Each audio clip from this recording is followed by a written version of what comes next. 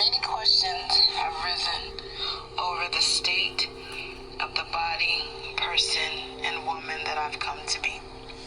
My only comparison at this ancient moment is Abigail, the daughter of John and Abigail Adams. Their term ended in 1801 in the spring. Benjamin Franklin's English friend was Reverend Dr. Richard Price Turgot.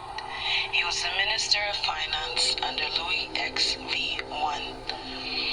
He had hope for the human race. The Americans should be an example of political, religious, commercial, industrial liberty. His asylum, our asylum, offered to the oppressed of every nation the avenue of escape. They opened and compelled governments to be just and enlightened, in which the policy is conceived.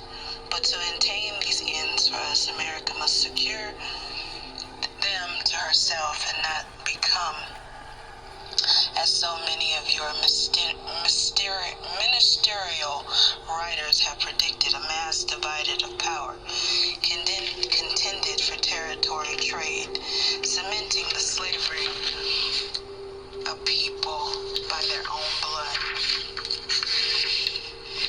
Rooms that had traditionally been rectangular assumed elliptical and octagonal shapes, the better and more agreeable to serve their separate functions as dining rooms, salons, and whatever.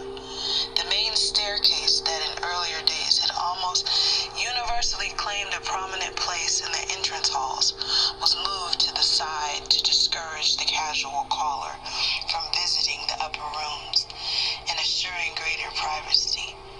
With a similar objective in mind, a second staircase for service gradually became customary.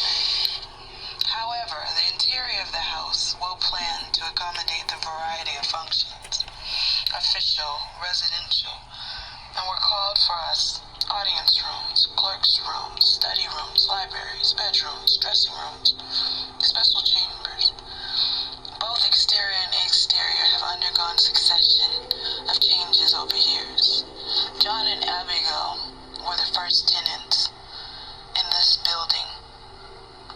Just before Adams' term of office expired in spring of 1801, they wrote a letter to their daughter, quoted, "The great castle," outlined a few domestic problems her residence there imposed. It built on such a grand and superb scale. Her mother wrote, the 30 servants were required to keep it and the stables in proper order. Lightings, the apartments, the kitchen, the parlors, the chambers, is a tax indeed. The fires were obligated to keep and secure us from daily arguments and cheers of new servants, to assist and render less attendance, bells, single, one, a whole house. We have not the least. We have a fence, a yard, a convenient room, great unfinished audience room, a drawing room to hang clothes in.